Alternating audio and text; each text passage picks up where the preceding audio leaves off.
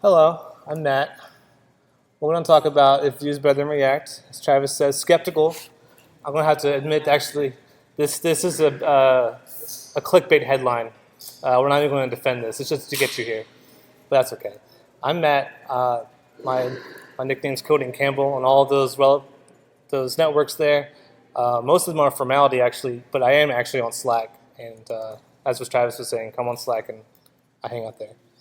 I work for this company called Grow, just down the street. We're a digital agency. We work with some pretty cool brands. These are some of my personal favorites. Kind of the reason behind this talk is actually because we like using React a lot. So there's going to be a React bias here. If there's any Angular people in here, we like React, and some of these clients you might guess don't allow us to use React. Most notably, Google and YouTube. But they work with a lot of agencies. There's actually not as many rules as you think when they work with agencies. As long as you're not on the main domain, all they require is, so legal doesn't really have to look into it much, is that the framework you use is MIT. So we're actually only using Vue because we just wanted something React-ish that happened to be license friendly for Google. But it actually turned out to be surprisingly good, and that's what we're going to talk about today. But yes, since we've been talking, a new framework's out. It's 2017, and we still discuss frameworks. Vue's lifecycle right now is about 2 years old. It's currently at the part where everybody's doing a talk on it, and then starting next month, either everyone's going to use it or they won't. That remains to be seen. But this metric here was back in December. It came out and measured who got the most GitHub stars in the year, which is kind of a flawed metric, but interesting anyways. React already being like 3 years old still has, that's the real winner of this actually, being so old and they still have that much new hype behind it. But what is Vue exactly? It's similar to React. It has similar things to React and to Angular and some other things. It's kind of a weird melting pot of ideas, and it's actually simpler than a full-fledged framework like, say, Angular. But it borrows a bunch of ideas. One idea it borrows is the one-way data flow. If you're familiar with React, you'll already know about this.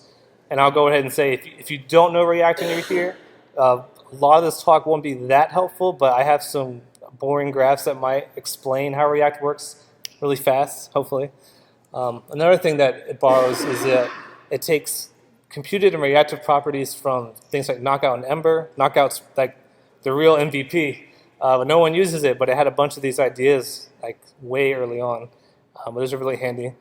And there is, Vue comes with syntax that's very oriented around directives. So people who prefer Angular having JavaScript in their markup versus markup in their JavaScript, that's for you. But the whole mindset behind Vue is that it is incrementally adoptable. Its opinions don't really mean anything because you can use it in a variety of ways. It doesn't really care how you use it.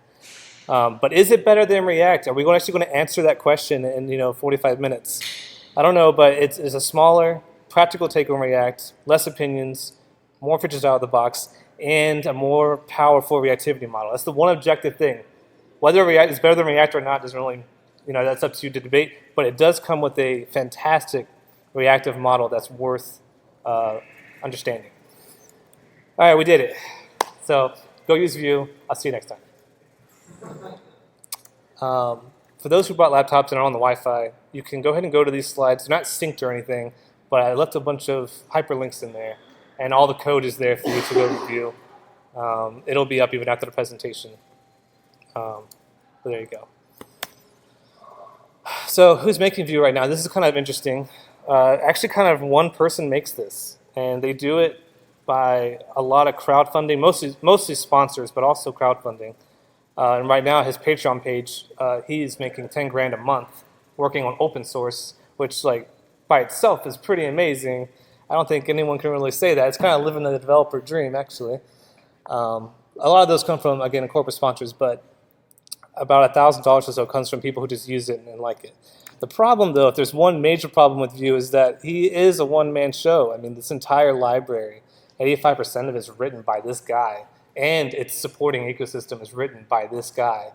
If you go look at React's page, they have Ben Alpert and the other guy whose name I forget. They have a huge long tail of the community contributing to React. If he gets hit by a bus tomorrow, like, the show's over.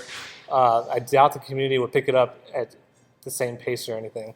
So that's kind of like the biggest problem with React. It's crowdfunded, but that's also its weakest point. If you want to get a really deep benchmarky numbers comparison, they have already done one on their website. You should go check it out if you're curious about that. We're just going to talk about download size. Not because it matters, because it doesn't. I just like to look at this slide as kind of a reflection of where we came from, like from jQuery, which is comparable more to React in size. It wanted you to manipulate the DOM around you, but now all these new frameworks want you to ideally never touch the DOM.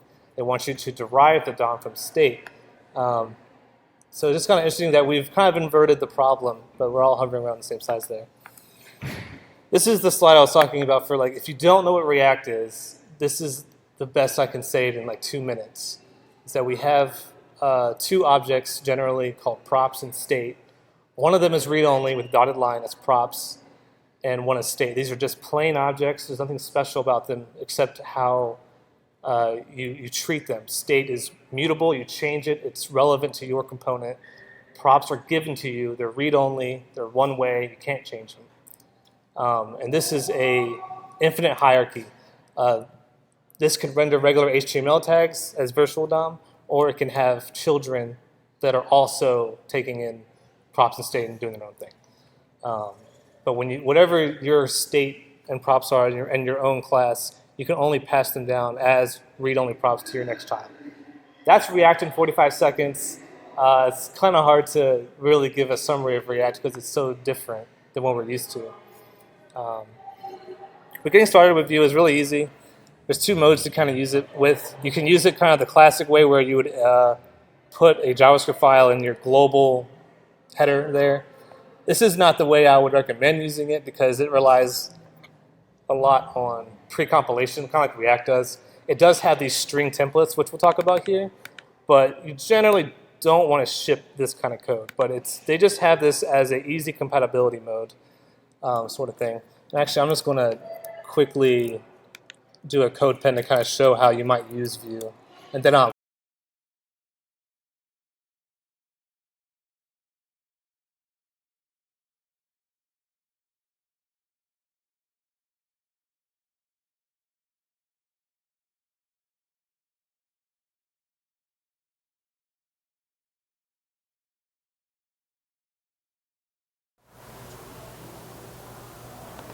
Sorry, I just got added to the thing real quick.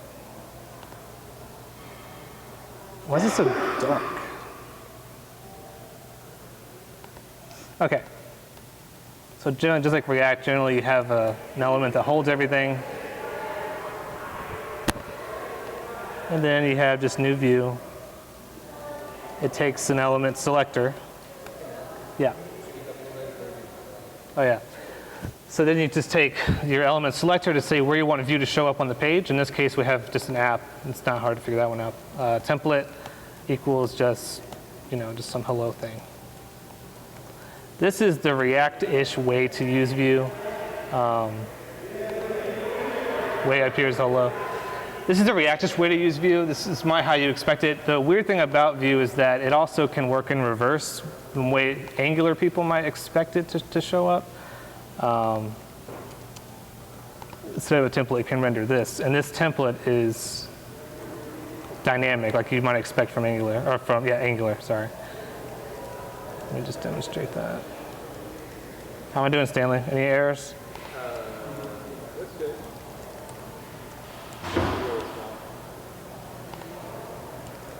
Why don't you wrap your error function into parentheses like that? I'm going to answer that in a second. So yes, it's still dynamic, even though it's in the actual the real markup of the website. Vue can attach to that and do dynamic things. This is the way an Angular type of person might, to put a label on it, might do it. The React way would be the inverse. As for that, you can't return plain objects. It thinks it's scope. Yeah. You're just avoiding the return. That's right. Yeah, just being terse.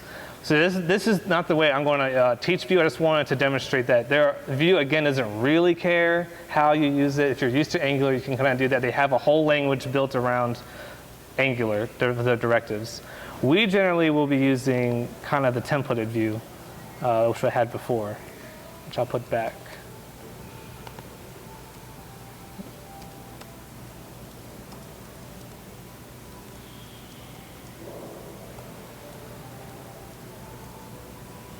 Okay.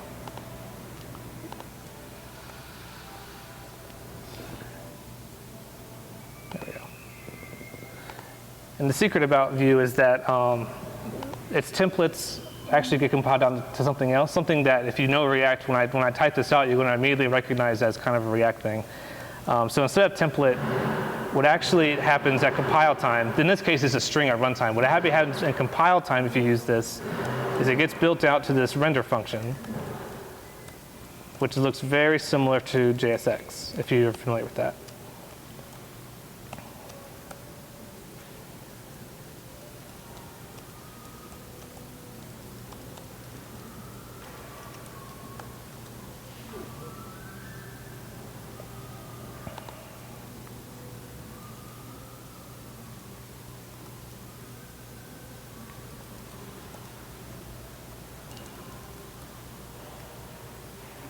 All right, that's working.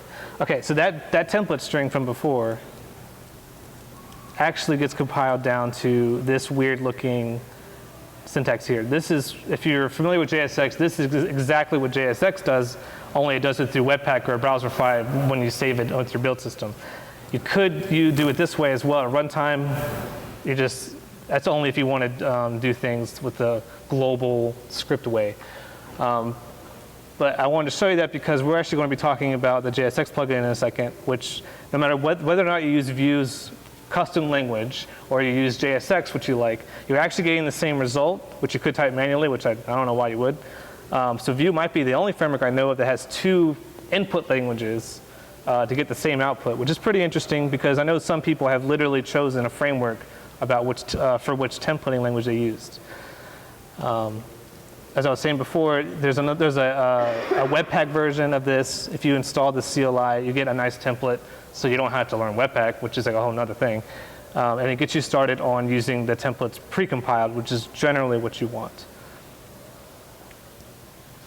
Vue has one other feature that I would say it has by itself. Nobody else has this. They have a specific format called the single file component, and within it, all three pillars of what you would expect a component to have can exist there, whether it's Vue's custom templating language, your actual logic, and CSS. Or these days, we usually use Sass, which you can go ahead and use inline. This, again, goes through some Webpack hoops and gets compiled down to regular CSS, as you would expect. The really interesting thing about it, if you were here for Joey's talk like last year, where there's kind of competing methodologies to try to unite how components are defined, because generally in React, you have to have your component tree on the JavaScript side and on the CSS side, like two competing hierarchies, which is kind of a struggle. There's ways around it. This is Vue's way of getting around it, where your tree, you only have one tree and every file contains all three pillars. It even has scope emulation, so if you actually want to limit your styles to this component, you can add the scoped parameter and it'll Webpack in a crazy checksum class that'll make it only for that one component. So that's pretty cool. I don't generally like to use this format only because it's kind of weird for editors to deal with, but I know other people like it and you should definitely try it. And also, this whole thing is pretty laid back. If you have a question before the end of the talk, just feel free to interrupt me, as Travis already did. That's a perfect example. Just hit it up and we'll get going. This is our template language. I already laid out why I don't like it. I prefer JSX. Again, when we were doing Google's work for some sites, we really just wanted to maintain our JSX knowledge. I enjoy it better because it maps one-to-one with JavaScript expressions. We're used to that. But there's very interesting things about Vue's language. Maybe if you know Angular, it's not so interesting, that you cannot do in JSX, so you should take a look at it if you want to spend the time. It does give you some benefits. But what I generally don't like is just there's a bunch of syntax, like classes here twice. I know that one's bound and one's not, but I had to learn that. There's like multiple syntaxes that are not quite JavaScripty. Like this looks like JavaScript, but it's really not. It's something Vue made up along with other people. I don't like that kind of stuff. I know that you can learn it, I just don't prefer it. But it does have some really interesting things. Let me see if I can pull this one. It has, let's see if I can find it. What a great link to not actually send me to where I wanted to go. Oh, wow.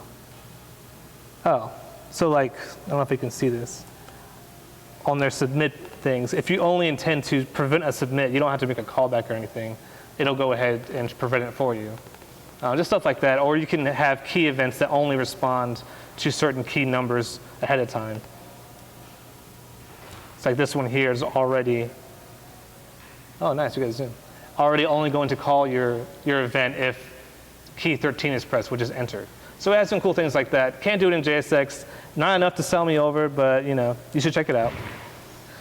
Using custom components with their custom language is also a little weird, definitely weirder than JSX. You have to import the class and explicitly say you're going to use it in some way. It doesn't rely on scope, it relies on you wiring up the components manually, which I really don't like that. It's certainly workable, it's just now instead of one place to pull it in, I got to pull it in twice, which can be annoying when you have more than just a hello component. But there is an official JSX plugin. It's written by the same guy who's writing Vue. So again, like 90% of it's that guy. Hopefully he doesn't die anytime soon. Because seriously, the whole project gone. But this is very close to React. And the framework's made to use it. It's not a hack. It's officially supported. This is going back down to that render syntax I showed you on the CodePen. So that's all Vue understands is that H syntax. It doesn't know how you got there. So someone could make a third language if they wanted to. I don't know why you would, but it's there. So we're going to be focusing mostly on JSX. This is the React-ish way to do things. Some of the disadvantages are that, just like React, you don't have directives there. So it's harder to do two-way bindings and that kind of thing. You have to manually wire things up with change events and that kind of thing. But custom components in JSX are way easier because you're literally just importing it into scope and using it, which I really like. So I find it a lot easier to use. And I have just a comparison of what this compiles onto in React and Vue. They're very close. There's just some one-offs here, like class and class name. Stuff you don't need to worry about. It's just trivia. Creating a component is pretty easy. I would generally make a component per file.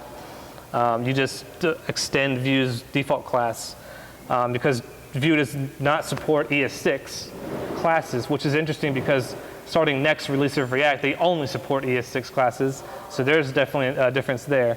But some of the weird computed stuff Vue does, it needs annotations to land for those who've been following like super next level JavaScript. So until they're there, they have this, just you extend a base Vue model. But it's pretty close to what you'd expect from React in terms of if you're using the old create class syntax, it has a default props and a default state. Again, props being what's passed to the component, read only, you don't change it. State, which Vue calls data, which belongs to the individual component. It changes it to do its logic.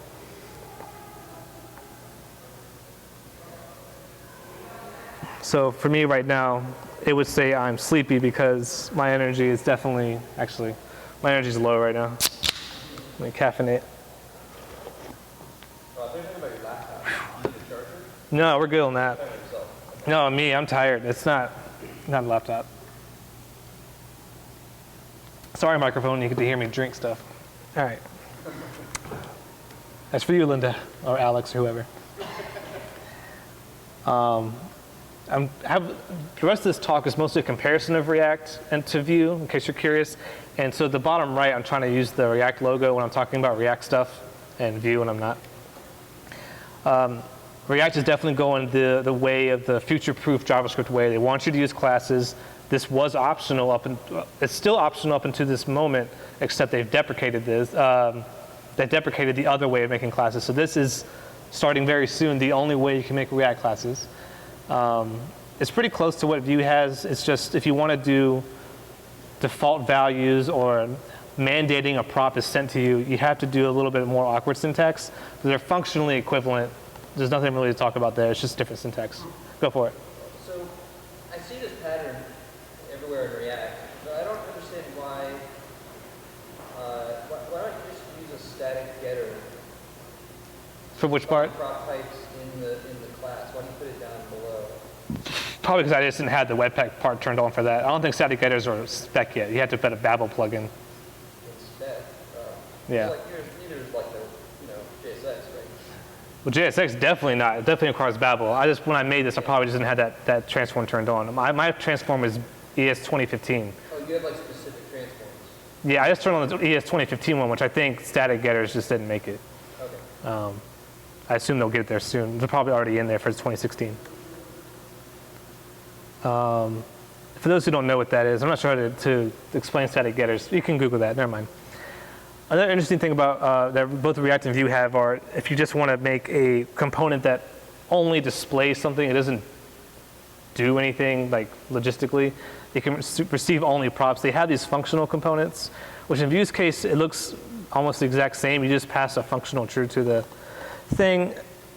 I like React's version that's better. React is literally just a function. But the point of this is, in both frameworks, you're signaling that you're not going to do any state changing. And I assume there's some rendering logic that becomes more optimized in that way. I'm not really sure what the theory is behind that. But both frameworks have it. React looks much better. You can literally define an entire component that only receives props as a function. But again, you have to use the kind of weird prop types if you want to do defaults. See a hint? No. So life cycles, this is where Vue forks away from React in a good way. This is the reactivity model I was talking about. It has a lot of one-to-one life cycles that React has, whether it's going to mount or it did mount or about to be nuked or rendering. But Vue is notably missing these, which for anyone who's doing high-performance React would be concerned at. I wish Blaine were here, or Joey, dang. These functions here are generally used to make sure that when you get new data in some way, that's worth actually updating your tree. Vue doesn't have these, which would lead you to believe maybe that you can't write high-performance Vue. That's what I thought when I first saw it anyways. But the answer is hidden actually in Vue's reactivity model. This is the DNA of Vue. This is what sets it apart from React and makes it closer to Ember. All of the data you have in Vue, whether it's props or state, it's observable by default. So anytime there's a change or anything, you are notified in some way. If the app already knows to do the right thing. So like in this case, I'm rendering first name here, which is just Matt. I have more data that I could render like my last name. But since Vue is tracking my render call here, when I render this the first time, it takes note that I only use first name. So down the line, if last name gets updated, it won't even bother asking me about re-rendering again, because it knows it's impossible for render to even be using last name. So the above render really only gets called when first name is updated or on the first render, of course. This pattern that they use extends into every feature after this, pretty much. It is the difference with Vue. This is also possible kind of in Ember. The only difference is Ember doesn't track it automatically. This one, it does.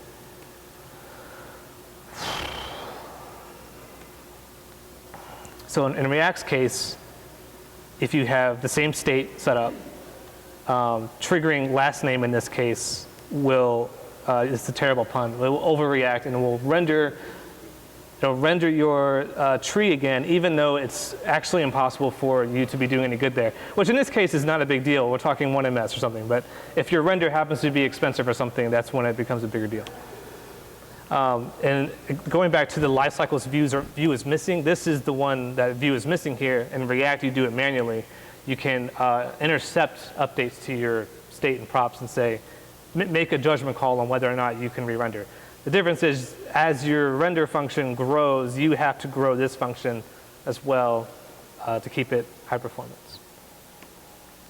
If you have a bottleneck, don't go crazy with this until your UI is slow, I would say.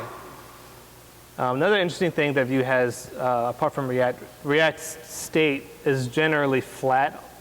React state pretty much only exists on the first layer of the state. Vue has the ability to be reactive beneath objects below the first state, just infinitely in the hierarchy. So in this case, I'm rendering a dynamic value based on an object inside state, and it has the exact same properties as if first name was by itself.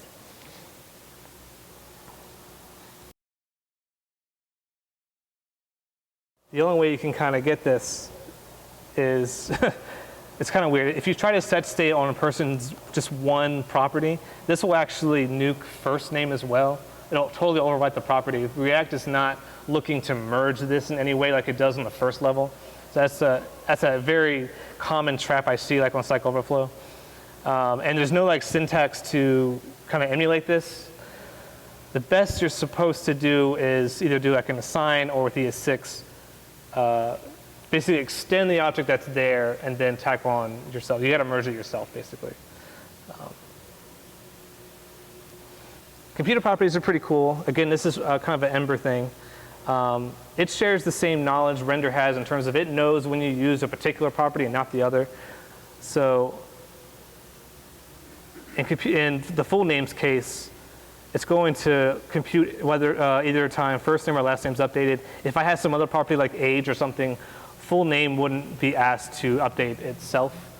So this is very handy kind of as a cache actually. If you're doing a very expensive operation, you can abuse Compute.it to basically guarantee you only recompute that expensive thing when you know you can get a different result. This is not in React right now. This is a very interesting thread to read. I know that 2 of the largest React maintainers want it, and it could definitely fit in React and be very useful, I think. Currently not there, though. I'm repeating myself in my bullet points. So yeah, inside the render function, if you got called a bunch of times, actually reading this.full name is not a function call. It's going to read the cache value of what you computed last time. This actual function only gets called when the dependencies are different. In React's case, again, this isn't here, but even without it, you should still be using at least function calls if they're cheap enough. Anytime in React or Vue, if you can derive something from state versus setting an associated variable, you should always derive. If we were actually tracking my full name in the normal state, we'd have to remember to update it anytime we updated either 2 of the parts of the name, which isn't impossible, but it's also not provably correct that you did it. Whereas computer properties, you really can't mess it up. Your UI will definitely be in sync in those cases. Watchers are pretty cool as well. They're just individual change events for any property, whether it's a prop passed to you, state that you have, or another computer property. You can watch it and get a callback anytime one of those things changes. This is very useful. We abuse this a lot for analytics. This particular example is taken from that actually, where we did a website where most of the nav is one giant progress bar, but we didn't want to spam analytics with 1.2% progress, 1.3% progress. They only wanted to know if a user made it to every 10% of that app. So in this computed case, this computed property updates a lot. Progress is infinitesimal. It's updating all the time. But the watcher is only going to fire when that infinitesimal results in a new 10% milestone. Very useful for analytics and stuff like that. There's really a lot of uses here. I could go on for actually a long time about that, but I won't.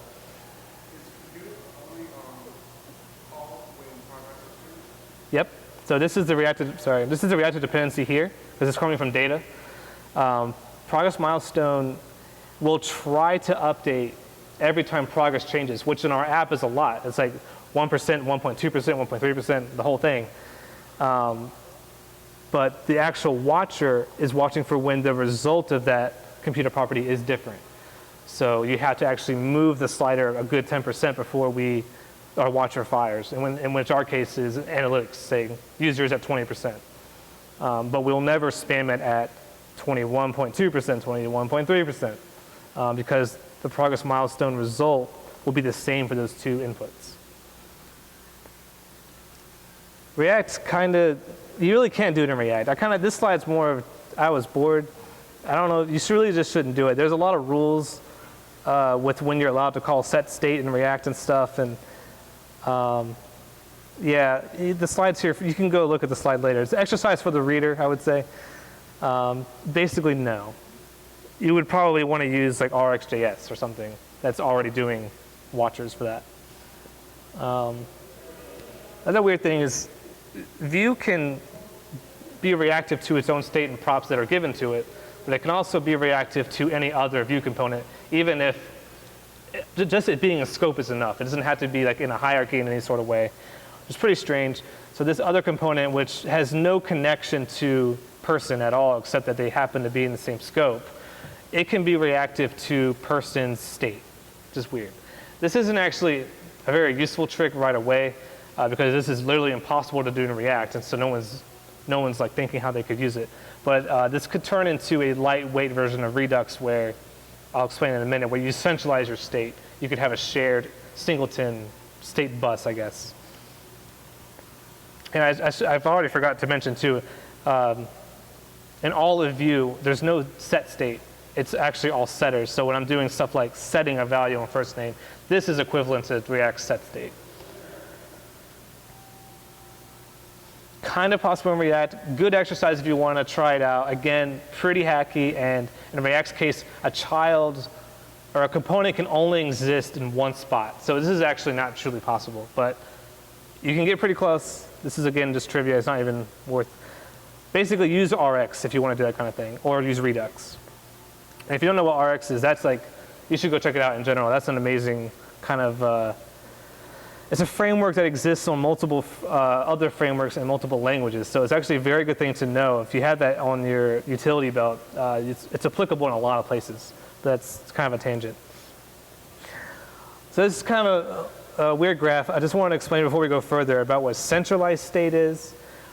So far, we've always been talking about how an individual component has its own state and it does its own thing. There are various methodologies and frameworks that want you to put your state in one place and not actually mutate it at all from the components, or from your children. Your children or your components literally just send events, which the centralized store processes and then changes, and then sends the result as a read-only prop back down to whatever child needs it. This is intended so that you could have all your state level business logic in one file potentially, hopefully not, but one place. So if someone ever asked you from the production team, like, how can this variable be changed? You don't actually go diving into components that are showing markup and stuff. You're only diving into things that are operating on plain objects. That's what the purpose is behind that. The React way to do this, they call it Flux. There's various ways to do it. Redux, as far as I know, is the most popular one, but I'm not really in that field. I don't know if it's been replaced by anything. I guess Relay could replace it. But that's the general idea. Vue has, again, shared components, which I'll show you, and it has something called Vuex, which is like the Vue version of Redux. But before I go further, I wanted to kind of give you an idea of what we're talking about. Has anyone seen this before, To Do MVC? It's really great. You should go check it out. If you ever want to learn a framework, even if someone's already done this, if you want to learn a framework, this is a great app that has just enough edge cases to trip you up no matter what you're learning, and it comes with the CSS and stuff already done. All you're meant to do is implement to-do lists. So like learn Vue, teach Vue, move on to Inferno or whatever's next. This is the app you're supposed to build, and it has, like I said, just enough edge cases that it might trip you up. And it's on GitHub, and I think there's like 200 languages or something. That's exaggerated. There's a lot of languages that have already implemented it, but again, it's good for you to learn. Everything we're going to be talking about now is related about that. We have a centralized to-do list, individual to-dos, and that's pretty much it. And they have states like, am I done or not? The first way you can do this in Vue is, like I said, you can have a shared component that you can read your dynamic properties from. So and generally they call it store in most frameworks. So here, if I had a single component called store that actually renders nothing, it's a blank component, it can have all of the business logic contained within it. So in this case, I have the active to-dos, completed to-dos filter implemented as a computer property. So like this view here and stuff is actually rendered by different components markup-wise, but actually that centralized state is the one doing the real filter by way of computer properties. Sorry.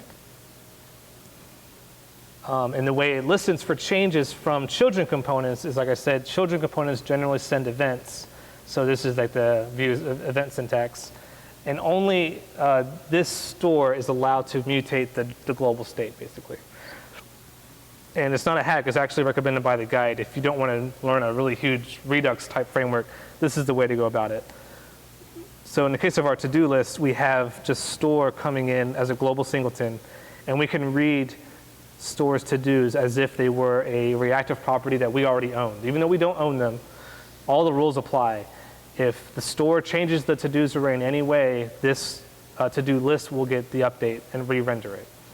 But it itself doesn't have to worry about any particular facet of the logic except here's the markup for the resulting state. That's all it has to worry about.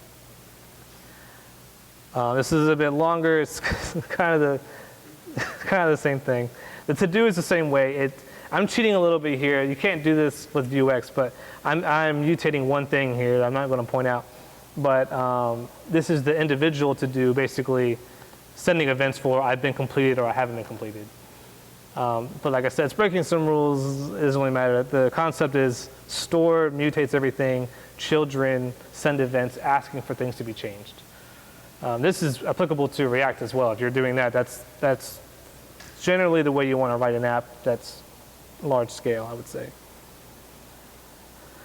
I'm not going to explain this too much, but this is what the Vuex version would look like. They have, if you're familiar with Redux at all, it's very similar to that. They have very specific allowances for when you're allowed to mutate and whatnot. The difference between Redux and this is, in Redux, you're given your current state and an action, and you're asked to give a completely separate copy of what the new state would look like. And then it goes and does its Redux magic. I don't really know. The biggest difference here is that since Vue has its reactive model, it can cheat here a bit and allow you to mutate things, which is a big deal. If you know Redux, that's a huge deal. It's like a huge weight off your shoulders. But if you don't know Redux, then it's just going to look weird. But the cool thing about anytime you centralize state like this, these frameworks have great tools for like debugging and things. So like in this case, we can pull up like Vue stuff.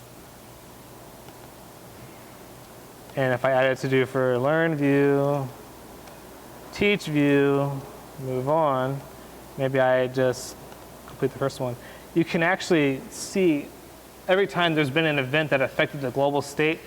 In this case, Vuex has recorded that event, and it can show you what the state is at the time, and then what event was fired to get it to change to the next thing. It's pretty interesting. It also has like time traveling, so if you wanted to go back in time, you can do that. You know. So that's the benefit of doing centralized state. All of your business logic is in one place, easy to debug, and that applies equally to Redux. So if you're not using Redux, but you're using React, check out Redux. They have a very similar time traveling debugger sort of thing. That's pretty much all I have. There's a lot more about Vue I don't want to go into because it just takes too long. So I'll link the slides again on Slack and stuff if you want to check out these links. Some specific things we didn't talk about, just like the Vue has DevTools. I showed you a little bit of that. There is universal rendering. Server-side rendering exists if you're trying to do that. And they have a router and all this other stuff.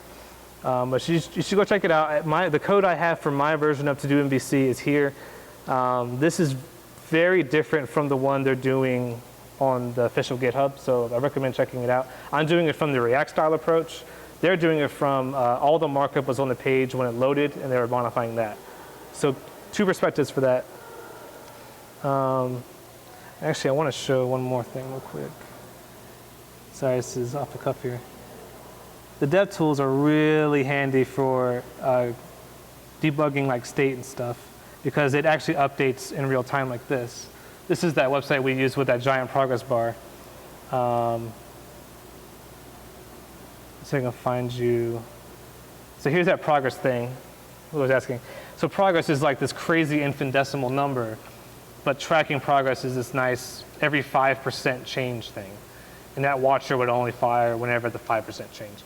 But yeah, so Vue has DevTools. It's actually an incredibly robust little framework for being written by essentially one person. And you should definitely put it on your tool belt and see if it's good for you. We were surprised, and you might actually be as well. It can go head for head with React, even more out of the box than React can do. But the weakness is that React clearly has the killer apps, the ecosystem. Vue is definitely the underdog, but still I would say worth your time for your smaller projects, stuff like that. So this is the real thank you slide, and I can take questions if there's any. So have you talked a little bit about the single file component? Mm-hmm. Do you use that a lot? I don't. I don't like it, like for dumb reasons. I don't like it because Vim is like really bad about it, like syntax highlighting. But I don't like using Vue's custom language in general because I haven't taken the time to really learn it. And I love JSX. That's just like my subjective worldview. So I avoid that format because that format doesn't work so well with JSX because your template becomes part of your script tag at that point. Well, I guess So. the reason I'm asking is I'm interested in doing some learning around component-based sort of. That you can just essentially put, say, hey, my component on the page.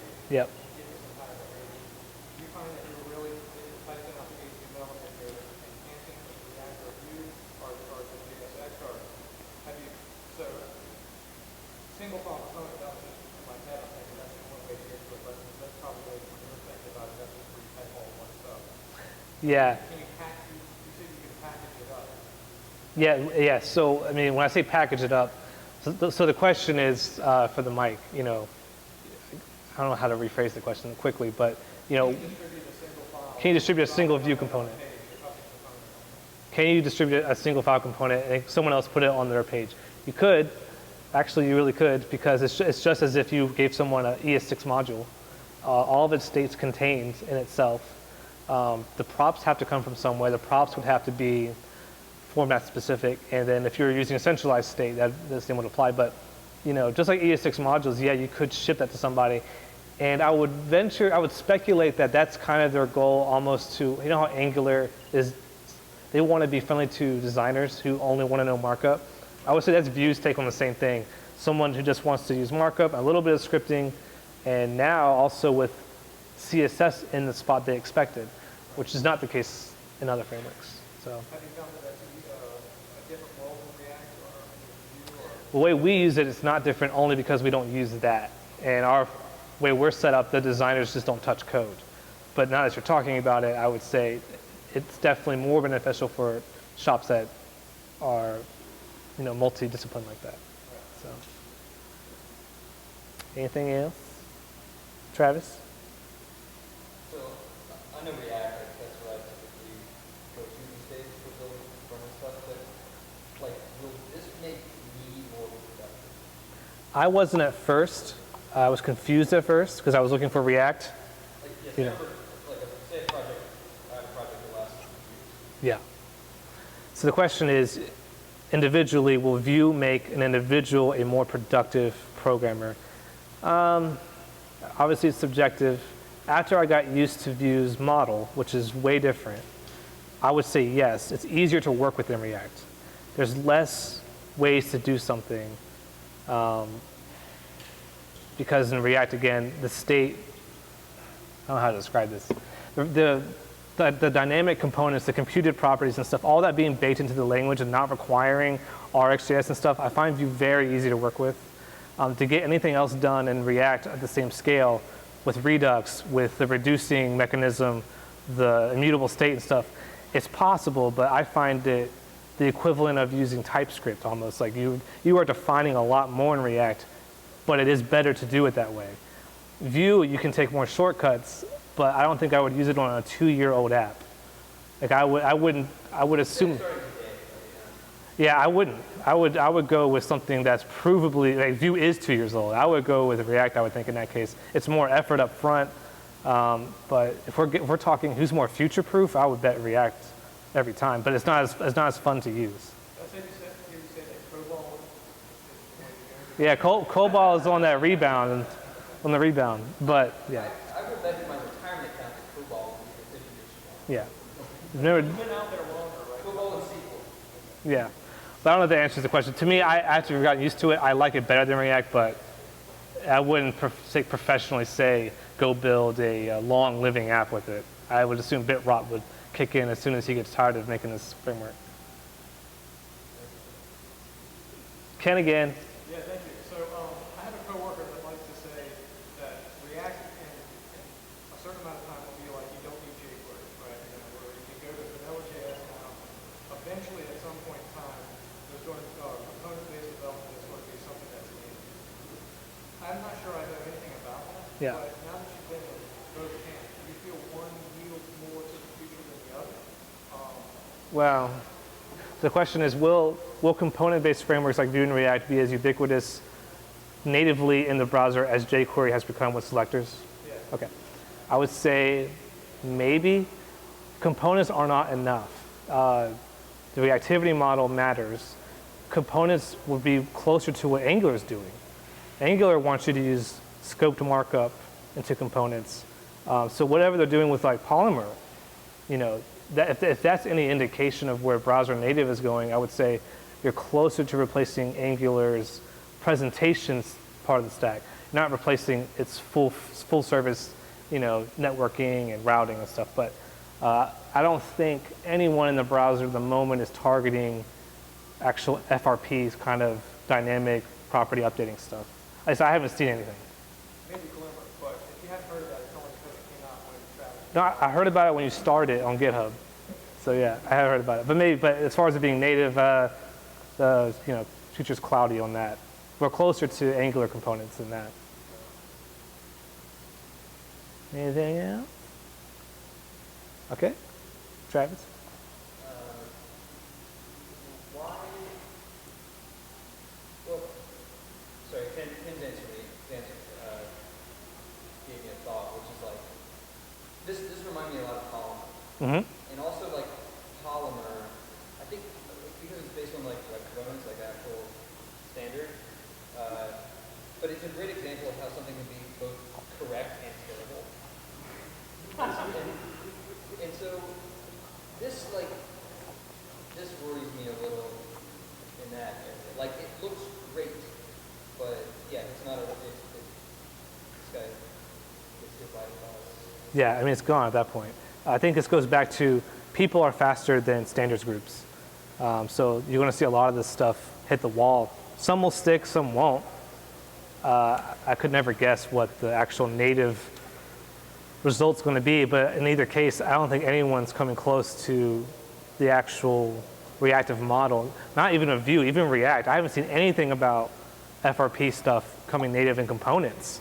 The most advanced thing components I've seen do is the partial loading. So I just don't think that data model is there.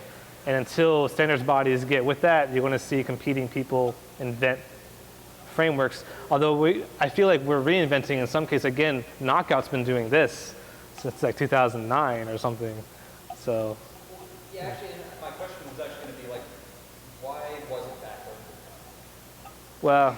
Like this also sort of looks like Backbone. Yes. Stuff, you have your, It's Backbone without handlebars, and it has automatic rendering and virtual DOM. That's really all it is. Backbone's not good enough because it's going to update the entire DOM tree every time you update something.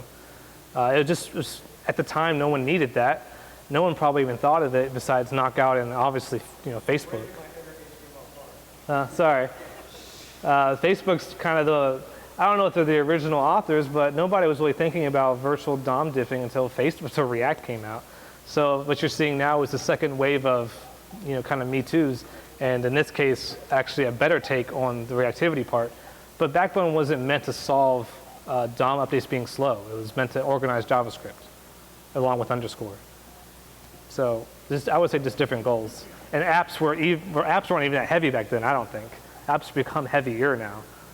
But Yeah, but our computers have like so many megahertz now. it doesn't matter. We'll always make computers slow with a browser. That's not even.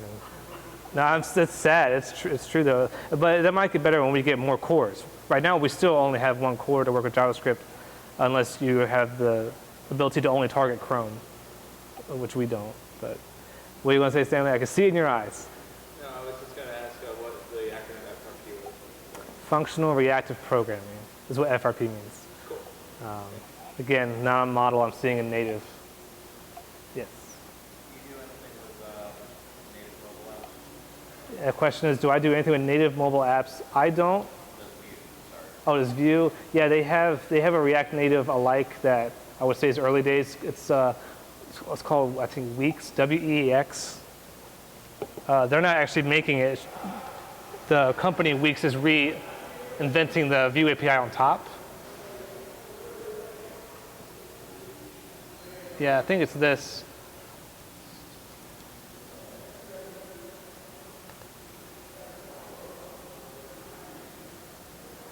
Yeah, so it's a separate framework that happens to support Vue syntax. That's the closest thing they have. I don't think it's comparable yet to React Native, but I assume that's their goal. Anything else? No, I think we're good. Thanks everybody, I appreciate it.